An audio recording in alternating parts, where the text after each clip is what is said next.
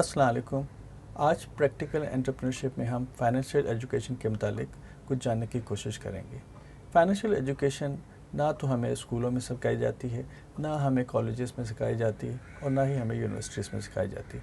और हमारे इर्द गिर्द के अंदर अगर हमारे वालिदैन या हमारे अजीज़ व अकारिब नौकरी पेशा होते हैं तो इसकी हमें बिल्कुल ही से समझ नहीं होती।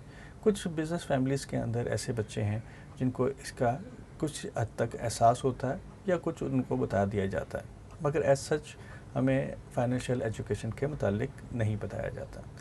जब फाइनेंशियल एजुकेशन का मतलब ये है कि हम अपने आप के लिए इतना कुछ कमा लें कि हम एक महज़्ज़ब ज़िंदगी गुजार सकें और माशरे में हमारा एक मकाम भी हो।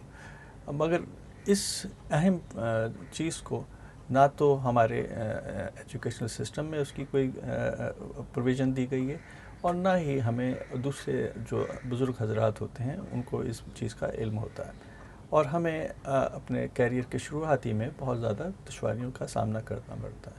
उन दुश्वारियों में चूँकि मामले की समझ हमें नहीं होती तो उसमें कुछ गलतियाँ हमारी होती हैं और कुछ लोगों ने हमारी इस लाइल्मी को इस्तेमाल करते हुए बहुत सारे फ़ायदे हमसे उठा लेते हैं। नतीजा ये निकलता है कि ना तो हमें ये पता चलता है कि ये पहला स्टेप क्या है और वो दूसरा स्टेप क्या है और तीसरा स्टेप हमारा क्या है। हम काम करने के लिए मुलाजमत इख्तियार कर लेते हैं या छोटा बड़ा बिज़नेस करने ले जाते हैं, मगर हमारा आगे तरक्की नहीं हो पाती। आज हम इस सिलसिले में ये जानने की कोशिश करेंगे कि हमें क्या हमारे लिए बेहतर है और क्या हमें करना चाहिए। हमारे साथ इल्म हासिल कीजिए और उसको फैलाएं। इस चैनल को शेयर कीजिए और सब्सक्राइब कीजिए। फाइनेंशियल एजुकेशन हमारी बका की जंग है। अगर ये सर्वाइवल है हमारा और अगर ये हमें पहला स्टेप ही ना आया तो हमारे लिए ज़िंदगी गुजारना बहुत दुश्वार हो जाता है। और ये भी जानने की कोशिश कीजिए कि इसके अंदर हमारे लिए कोई ग्रोथ के इम्कानात नहीं होते। इस सारे सिलसिले को समझने के लिए सबसे पहले हमें ये समझने की कोशिश करनी चाहिए कि हम काम करते हैं इस मकसद के लिए कि हमें क्या चाहिए ज़िंदगी के अंदर। आया हमें लाइफस्टाइल चाहिए या हम जाना चाहते हैं कि अच्छी ज़िंदगी गुजारें, या हम बिल्कुल से फाइनेंशियल इंडिपेंडेंस चाहते हैं, यानी कि हमें इतने हमारे पास पैसे और वसाइल हों कि हम जो चाहें कर सकें। हम अगर चाहें तो उसको अपनी तफरीह के लिए इस्तेमाल कर सकें और अगर हम चाहें तो मज़ीद बिज़नेस हम को बढ़ाने में या हम किसी ऐसी जगह पे इन्वेस्टमेंट कर दें जहाँ पे हमें इसका रिटर्न मिलने की उम्मीद हो। ये सारा सिलसिला एक बहुत ही बुनियादी उनसर के ऊपर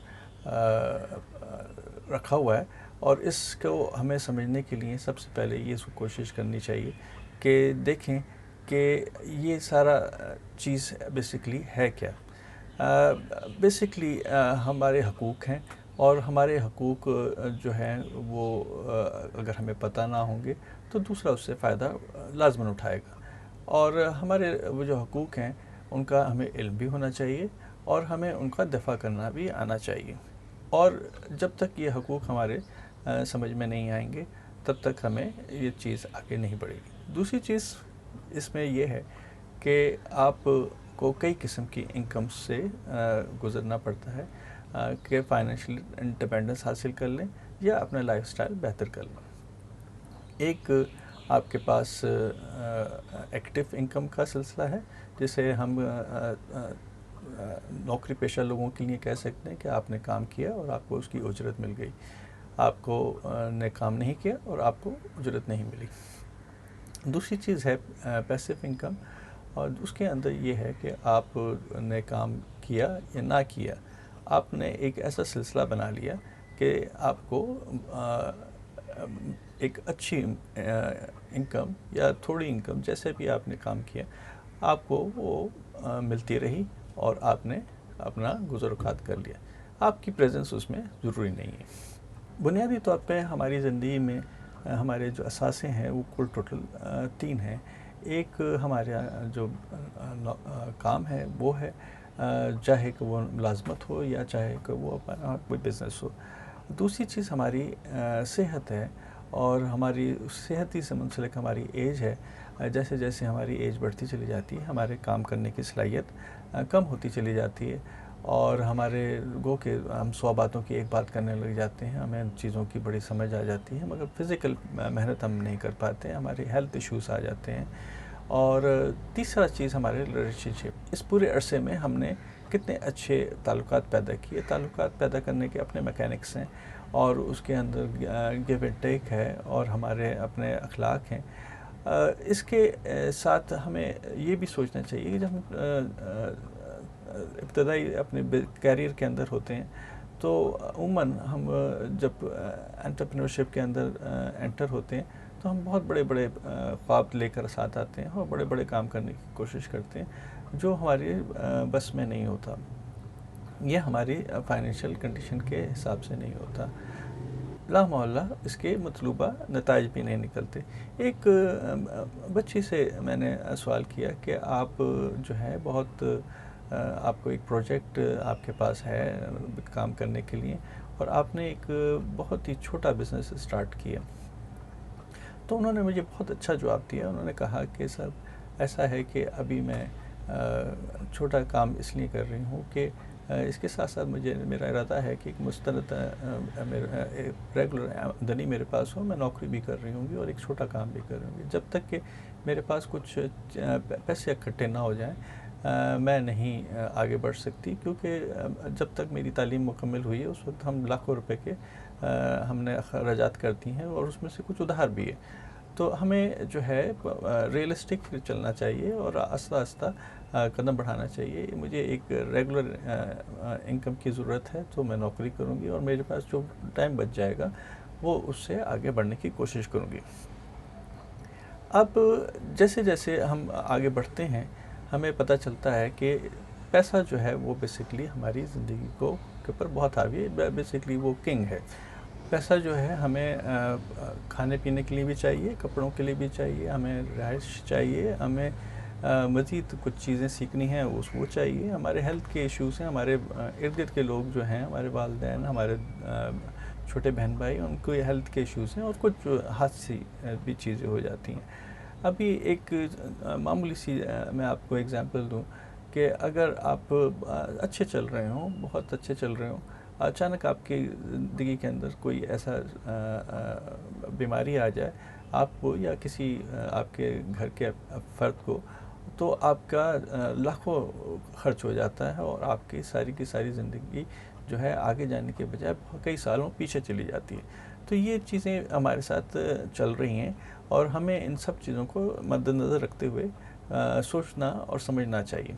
हमारे ये 3 कंपोनेंट्स इनकम और हेल्थ हमारी और हमारे इर्द गिर्द के लोगों की और हमारे काम करने की कैपेसिटी और हमारी जो है इर्द गिर्द के माहौल के अंदर जो हमारे ताल्लुकात हैं, बिज़नेस के ताल्लुकात हैं, हमारे रिश्तेदारों के ताल्लुकात हैं, वो बस अब अपनी जगह पे अहमियत के हामिल हैं। ये सब हमारे असासे हैं और हमको इन सब चीज़ों को अपने साथ लेके चलना चाहिए और लेके ही जाके हमें कामयाबी होती है। फाइनेंशियल एजुकेशन में हमें एक्टिव इनकम और पैसिव इनकम को समझने की ज़रूरत है और पोर्टफोलियो इनकम भी हमें ज़रूरत है, मगर अभी इस वक्त हमें ज़ेर बहस 2 अहम चीज़ों के मुतालिक बात करनी चाहिए। एक है एक्टिव इनकम और एक है पैसिव इनकम।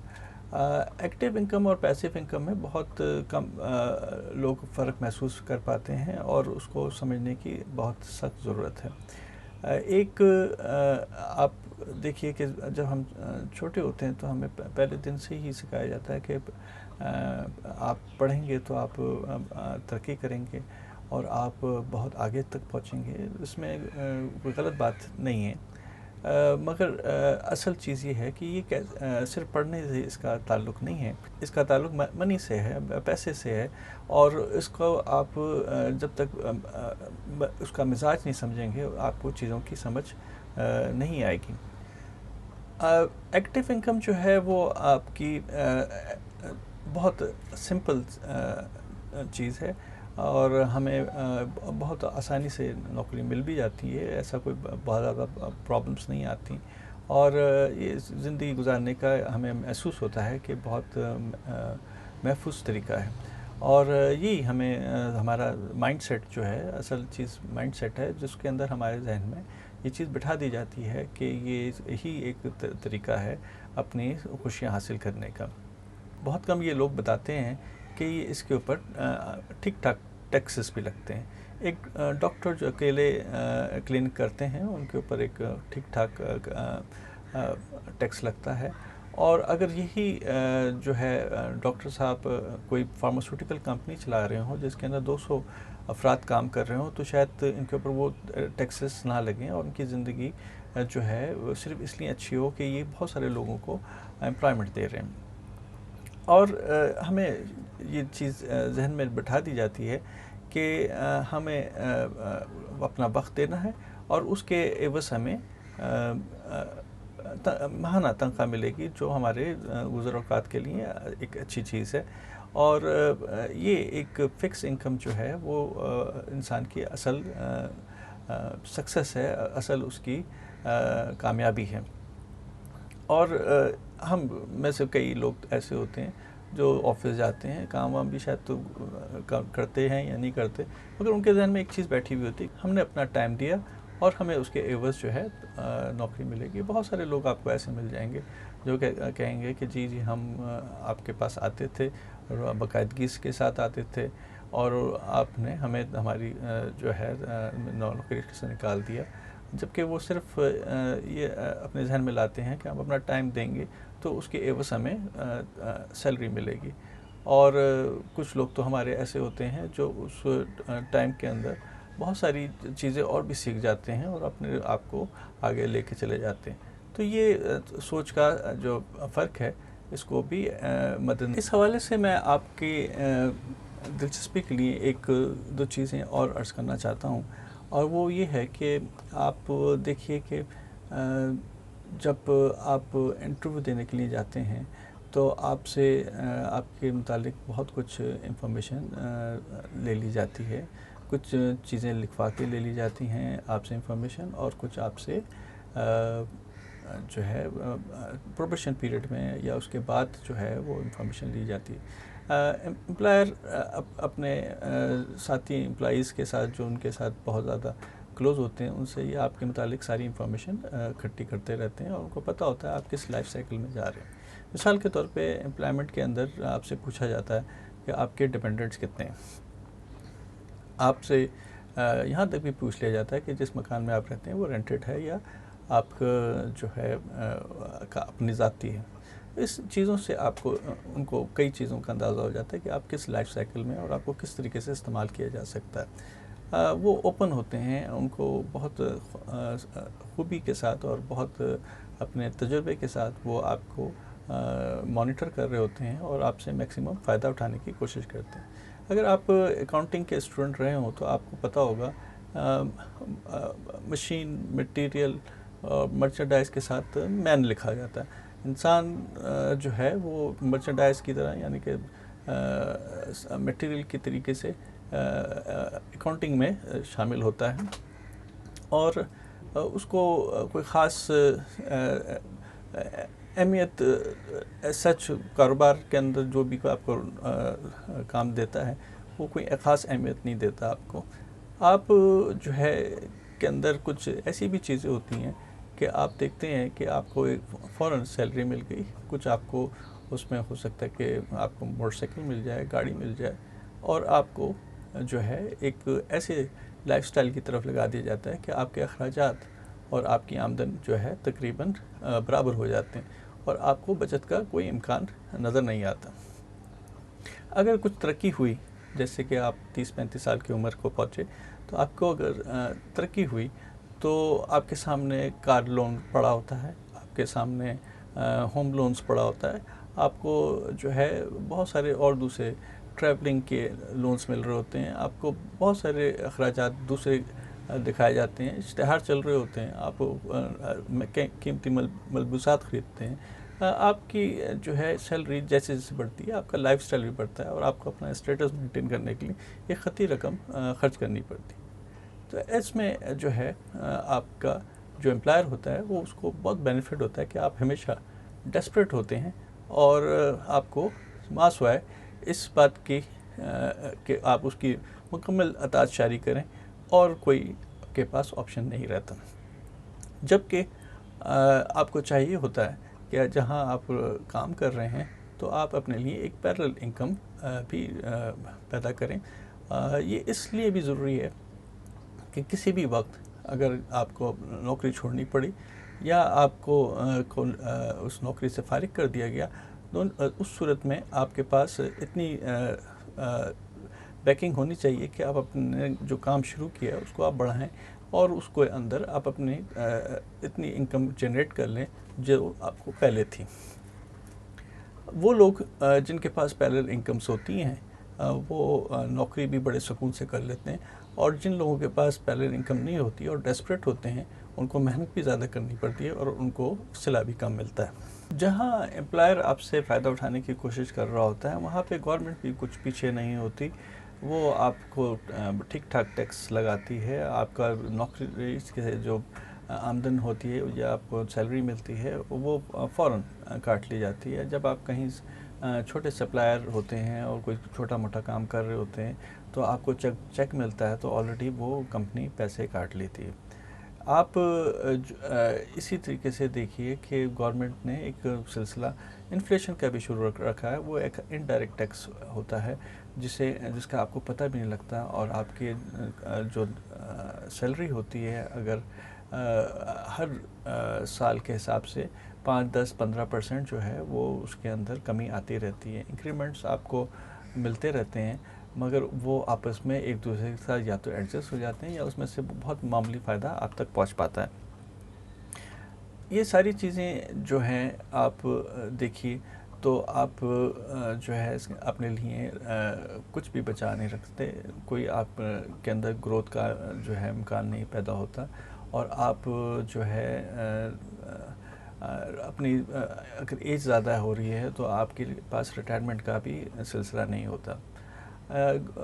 इसमें सारे सिलसिले में आपसे एम्प्लॉयर फ़ायदा उठा लेता है या आपसे गवर्नमेंट उठा लेती है, आपको उसका कतई तौर पे कोई ख़ास फ़ायदा नहीं होता। पैसिव इनकम हम उस इनकम को कहेंगे जो आपको जिसके लिए आपको प्रेजेंट होने की ज़रूरत नहीं है, आपको रेगुलर कहीं जाने की ज़रूरत नहीं है, या आपको वक्ती तौर पे अपना टाइम किसी को देने की ज़रूरत नहीं है, आपकी प्रेजेंस की ज़रूरत नहीं है। इसमें सबसे अहम जो चीज़ है वो आपकी प्रेजेंस है, और आपकी टाइम देना जो है वो उसको आप मद्देनज़र रखें। मिसाल के तौर पे आपने प्योरीफाइड वाटर का काम शुरू किया, आपने एक प्लांट लगाया और आपने चंद एम्प्लॉइज़ जो हैं उधर रख लिए, उनको ट्रेन किया, और फिर उसके बाद वो उन्होंने रेगुलरली आके पानी को प्रोसेस किया, बोतलों में डाला और उनको मार्केट कर दिया। अब उसमें आपकी प्रेजेंस की ज़रूरत नहीं है। आपने कोई किताब लिखी और उसकी आपको रॉयल्टी मिलती चली जा रही है। आपने शेयर्स ख़रीदे, आपको उसके ऊपर इनकम मिलना शुरू हो गई। इसी तरीके से मुख्तलिफ़ किस्म के कारोबार हैं जो आपने सोचे, आपने वो किए, और आपने जो है उसके ऊपर पूरी दस्तरस हासिल की, और फिर उसके बाद एक टीम बनाई और आपने उनके ऊपर वो काम छोड़ दिया। ये ऐसी चीज़ें हैं जिसमें आपको फिर उसके बाद प्रेजेंट की ज़रूरत नहीं है। आप फिर दूसरे किसी कारोबार के ऊपर तवज्जो दे सकते हैं, उसको बना सकते हैं, और उसके ऊपर आप अपना पोर्टफोलियो क्रिएट करने की कोशिश कर सकते हैं। पैसिव इनकम वो इनकम है जो आपने जनरेट करनी है, और ये सारी तरकीबें आपने उसी के लिए लगानी है, और यही वो इनकम है जिसके ऊपर आप आगे बढ़ सकते हैं। हमारे एक दोस्त ने नौकरी के दिनों में एक शहर से दूर तकरीबन 40-50 किलोमीटर दूर शाहरा जो थी उसके ऊपर एक ज़मीन ख़रीद ली, और उसको वो मुख्तलिफ़ ज़राए से उन्होंने फ़ंड इकट्ठे किए, और वो ख़रीदने के बाद उन्होंने उसको रख छोड़ा। और फिर उसके बाद कुछ दिन तक वो उसका इंतज़ार करते रहे। 5-10 साल के बाद वहाँ पे कुछ आर्जी होटल बने, और फिर उसके बाद वहाँ पे मुस्तकिल बुनियाद पे होटल बन गए। उन्होंने फिर उसके बाद कोशिश की कि एक चारदीवारी खड़ी कर दें, और उन्होंने अपने चारदीवारी खड़ी करने के बाद कुछ लोगों से फंड्स मांगा और कहा कि यहाँ पे मैं पेट्रोल पंप खरीद के लगाना चाहता हूँ और पंप के लिए मुझे एक रकम की ज़रूरत है और उसको मैं यहाँ पे इंस्टॉल करूँगा और एक मेरा रेगुलर आमदनी का ज़रिया शुरू हो जाएगा। अब कारोबार जो है वो चलता हुआ नज़र आने लग गया और उन्होंने लोगों ने उनको फंड्स करने शुरू कर दिए। इसी तरीके से होटल का बिज़नेस है, उसमें आपको कोई फाइनेंशियल कुछ कंस्ट्रेंट्स हो सकती हैं शुरू करने में, फिर उसके बाद वो रेगुलर आमदनी देने वाली चीज़ हो जाती है। इसी तरीके से फ्रेंचाइज़ है। फ्रेंचाइज से मतलब ये कि आपने किसी बड़ी स्कूल की चेन को या आपने किसी जूते की चेन को के पास गए और उनसे कहा कि मैं आप अपने इलाके में उनकी फ्रेंचाइज दुकान खोलना चाहते हैं। टेलीनॉर की होती हैं, यूफोन की होती हैं, बहुत सारे ऐसे कारोबार हैं जिनकी फ्रेंचाइज होती है। उसके मुतालिक भी हम अलहदा से गुफ्तगू करेंगे। आपने इस किस्म की एफिलिएट मार्केटिंग शुरू कर दी। आपने ज़मीन जो है इसको कहते हैं वो बहुत अच्छा एक रेगुलर आमदनी का पैसिव इनकम का ज़रिया है। बहुत सारे लैंडलॉर्ड्स जो हैं वो अपनी ज़मीनों पे तो जाते भी नहीं और बहुत उनकी कमाई भी होती है। इसी तरीके से बड़े बिजनेसेस के अंदर जो है बहुत सारा आपको मौके मिलते हैं कि आपका एक पूरा सिस्टम बन जाता है। इसकी इब्तिदा जो है छोटे बिज़नेस से शुरू की जाती है और फिर उसके बाद बड़े बिज़नेसेस तक पहुंच जाता है आदमी। शुरू के अंदर तो हर चीज़ के अंदर दिक्कत होती है और यही वजह है कि हम इन दिक्कतों से बचने के लिए एक जल्दी मिल जाने वाली नौकरी पे इत्तेफाक करते हैं, जिसे हमें सोचना चाहिए और हो सकता है कि हमें इससे ज़्यादा की पोटेंशियल हो और हम आस्ता आस्ता समझदारी के साथ अगर चलें तो कामयाबी हमारे सामने आ सकती है। यंग एंटरप्रेन्योर्स फ्री एडवाइस और कंसल्टेशन के लिए रुजू करें। आपकी राय इस चैनल को बेहतर बनाने में मददगार साबित होगी।